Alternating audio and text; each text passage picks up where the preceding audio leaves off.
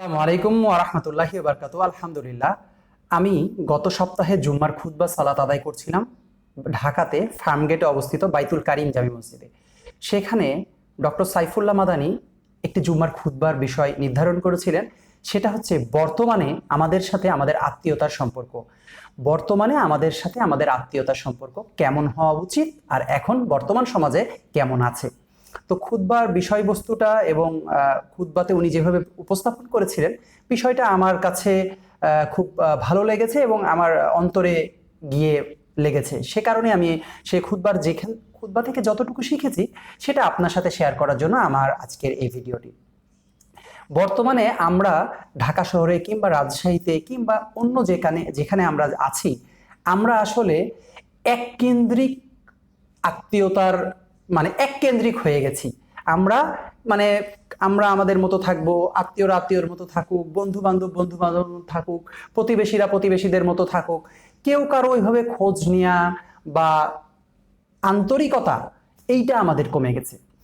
রাসূল সাল্লাল্লাহু আলাইহি সাল্লাম বলেছে জান্নাতে যাওয়ার জন্য আমাদের পূর্ব শর্ত আত্মীয়তার সম্পর্ক বজায় রাখা। তো আত্মীয়তার সম্পর্ক কিভাবে বজায় রাখতে হবে? তো শায়েখ যেভাবে বলছিলেন, আমরা আত্মীয়তার সম্পর্ক বলতে বুঝি আমাদেরকে কেউ ফোন দিলে আমি তো ঠিকই ফোনে কথা বলি, আমাদের বাসায় কেউ আসলে ঠিকই তো দেখা করি, আমাদের সাথে যারা আমাদেরকে উপহার উপঢৌকন পাঠায় কিংবা আমাদেরকে যারা হাদিয়া তোফা দেয় তাদের সাথে তো আমরা ঠিকই হাদিয়া তোফা আমরাও দিই, এটাই আত্মীয়তার সম্পর্ক, আমরা তো ঠিকই রাখি। তাহলে আমাদের এখানে সমস্যা কোথায়?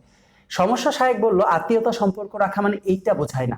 আত্মীয়তা সম্পর্ক বলতে এটা বোঝায় যে আপনি আপনার ভাইয়ের সাথে বছরের পর বছরে কোনো কথা নাই, আপনার বোনের সাথে বছরের পরে বছরে কথা নাই, আপনি বোনের বাসায় বা ভাইয়ের বাসায় বা আপনার নিকটস্থ আত্মীয়দের বাসায় আপনি সেভাবে যান না, বা মনে করেন গেলে কি মনে করবে এটা হয়তো আপনি নিজে থেকেই ভাবেন।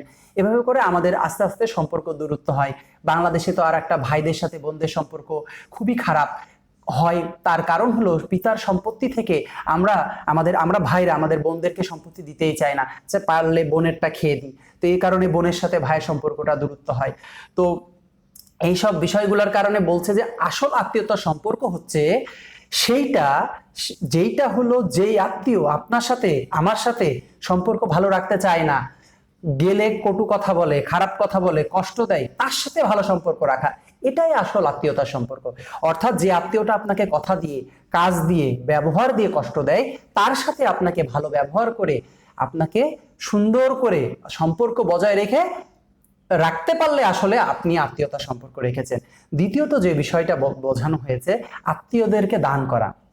আমরা বাংলাদেশে কি দান করার ক্ষেত্রে ফকির, মিসকিন, গরিব, এতিম, দুঃখী, মসজিদ, মাদ্রাসায় দান করতে আমরা অনেক বেশি পছন্দ করি এবং এটাকেই দানের প্রধান ক্ষেত্র মনে করি। কিন্তু এটা খুবই একটা রং কনসেপ্ট। গরিব, ফকির, মিসকিন, গরিব, এতিম, মসজিদ, মাদ্রাসায় দান করলে যে আপনার সওয়াব হবে না বিষয়টা এমন না। কিন্তু আপনার দানের ক্ষেত্রে আপনার নিকটস্থ আত্মীয়দেরকে যদি আপনি দান করেন, এটা সবচেয়ে উত্তম দান এবং এখানে আপনি দুই ধরনের প্রতিদান পাবেন। একটা হলো আত্মীয়তা সম্পর্ক বজায় রাখার সওয়াব এবং দ্বিতীয়ত আপনি দান করার সওয়াব পাবেন। এই জন্য দান করার ক্ষেত্রে ফকির মিসকিনের চেয়ে আপনার নিকটস্থ আত্মীয়দেরকে যদি করেন এটা বেশি ডাবল সওয়াব এবং বেশি কল্যাণ, যেটা আমাদের সমাজে ওইভাবে দেখা যায় না। ভাববে যে আত্মীয়কে দিলে কি মনে করবে, লজ্জা করবে। আত্মীয় হয়তো অনেক আত্মীয় থাকতে পারে মিসকিন, সে হয়তো কাউকে বলে না যে তার অভাব চলছে, সে হয়তো কাউকে বলতে পারে না, সে কষ্টে থাকে। আপনি আত্মীয়, আপনি তার সাথে খোঁজ খবর রাখলে, চালচলন করলে, তার বাসায় গেলে, সে আপনার বাসায় আসলে আপনি বুঝতে পারতেন আসলে তার কষ্টটা, তখন আপনি তাকে হয়তো দান করতেন। দান করতে আত্মীয়দেরকে লজ্জা করবেন না। দান করার ক্ষেত্রে গরিব, ফকির, মিসকিনের চেয়ে আপনার নিকটস্থ আত্মীয়কে বেশি প্রায়োরিটি দেওয়া, এইটা বিষয় ছিল। তৃতীয়ত যে বিষয়টা ছিল যে আমরা আত্মীয়তা সম্পর্ক ছিন্নকারী জান্নাতে প্রবেশ করবে না, এটা আপনিও ভালো জানেন। এবং আমাদের বর্তমান সমাজে আমাদের আত্মীয়তার ক্ষেত্রে হয় কি যে আমরা কোনো বাসায় প্রোগ্রাম করলে বা অনুষ্ঠানের আয়োজন করলে আত্মীয়দেরকে দাওয়াত সেভাবে দিই না।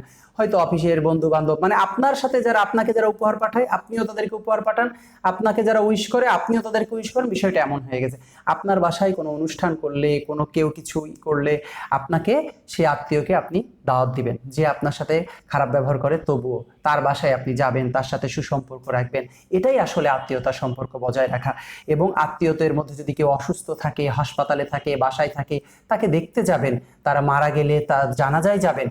এই বিষয়গুলাই আসলে আমি জুম্মার খুতবায় শিখেছি, এগুলাই আপনাদের সাথে শেয়ার করার জন্য এসেছি। খুতবাটা আমাকে খুব ভালো লেগেছে। আমরাও এখন এরকম হয়ে গেছি, এক কেন্দ্রিক হয়ে গেছি। আসুন আমরা চেষ্টা করি আমাদের নিকটস্থ আত্মীয়দেরকে দান করতে, তাদের সাথে সুসম্পর্ক বজায় রাখতে, যারা আমাদেরকে কষ্ট দেয় তাদের সাথেও আমরা যেন সুসম্পর্ক রাখতে পারি। আল্লাহ যেন আমাদেরকে সেই তৌফিক দান করেন। আসসালামু আলাইকুম ওয়া রাহমাতুল্লাহি ওয়া বারাকাতুহু।